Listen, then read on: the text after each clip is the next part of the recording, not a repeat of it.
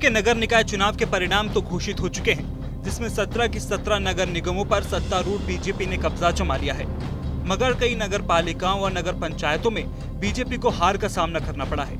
उनमें से एक बीजेपी सांसद बृजभूषण शरण सिंह के प्रभाव वाला क्षेत्र तरबगंज का नवाबगंज नगर पालिका, जहाँ एक निर्दलीय प्रत्याशी बीजेपी और समाजवादी पार्टी को बुरी तरह धूल चटा दी है।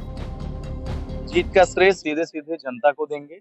जनता के प्रेम और आशीर्वाद से संभव है। मेरे बड़े जो हैं, मेरे गार्जियन हैं, मेरे अभिभावक हैं, उनको जीत का श्रेय जाता है कि उनका आशीर्वाद बराबर मुझे मिलता रहा। नहीं तो निर्दलीय प्रत्याशी के रूप में लगातार 2 बार चेयरमैन बन पाना ये संभव है।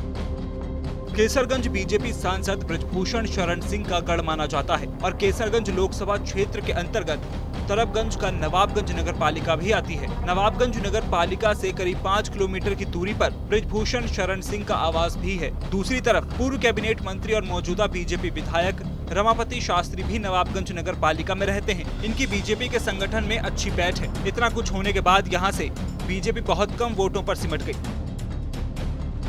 हम बात कर रहे हैं केसरगंज लोकसभा क्षेत्र के अंतर्गत तरबगंज के नवाबगंज नगर पालिका की, जहां निर्दलीय उम्मीदवार सत्येंद्र सिंह ने बीजेपी और सपा को जबरदस्त टक्कर देते हुए धूल चटा दी और जीत दर्ज की है। इस सीट पर निर्दलीय प्रत्याशी सत्येंद्र सिंह को जहां 5013 वोट हासिल हुए हैं, तो वहीं सूबे में राज करने वाली भारतीय जनता पार्टी के प्रत्याशी को महज 150 वोट ही हासिल हुए हैं, जबकि समाजवादी पार्टी के प्रत्याशी को 590 वोट, तो कांग्रेस के प्रत्याशी तो तिहाई का आंकड़ा भी नहीं छू सके और मात्र 39 वोटों पर ही सिमट गए।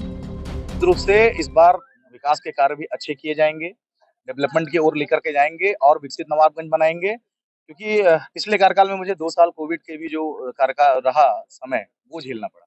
अब इस बार उम्मीद करते हैं कि ऐसी कोई समस्या ना आए और निश्चित रूप से अब जो अभी बोर्ड की बैठक होगी और हम सभी सभासदों से या जो हमारे अपने लोग हैं, शुभचिंतक हैं जो वार्ड में हैं, उनसे चर्चा करके नगर के सभी वार्डों में जो जरूरी काम है उनकी एक सूची बनाएंगे और जो सबसे प्रायोरिटी पे काम होने हैं, सबसे पहले उन्हीं कामों को करेंगे।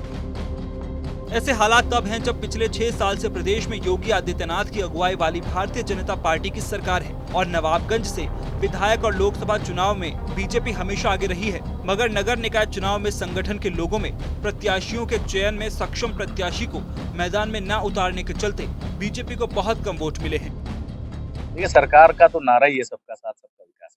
आज चुनाव संपन्न हो गए, कोई भारतीय जनता पार्टी से लड़ा, कोई समाजवादी से, कोई निर्दल। अब आज के बाद सभी सरकार की जिम्मेदारी है और सरकार को जनता के लिए काम करना है, हमारे लिए नहीं करना। पहले समझेंगे, परिवार में अपने गुरु से, अपने पूज्य से समझेंगे, जैसा आदेश होगा। और क्या हमने सेवा करी है उनकी, ऐसा भी नहीं, पिछले 5 साल भी सेवा करी। हम कहीं अलग थोड़ी थे उनसे, हम तो उन्हीं के थे। टिकट नहीं मिल पाया, वो पार्टी का विषय। नवाबगंज नगर पालिका में ये भी कहा जाता है, भले ही बीजेपी ने सत्येंद्र सिंह को टिकट ना दिया हो, लेकिन यह बृजभूषण शरण सिंह के बहुत खास माने जाते हैं। सत्येंद्र सिंह की बृजभूषण शरण सिंह से नजदीकियों का अंदाजा इसी बात से लगाया जा सकता है कि उनकी जीत के बाद खुद बृजभूषण के बेटे और कुश्ती संघ के उपाध्यक्ष करण भूषण सिंह भी उन्हें शुभकामनाएं देने पहुंचे थे। इतना ही नहीं, चुनाव के दौरान प्रचार को होर्डिंग और बैनरों पर करण भूषण सिंह की फोटो इस बात की गवाही दे रहे हैं। वैसे कहा यह भी जाता है कि मुस्लिम मतदाताओं की दूरी बना लेने के डर से सत्येंद्र सिंह भी बीजेपी से टिकट पाने की रेस से बाहर रहते हैं।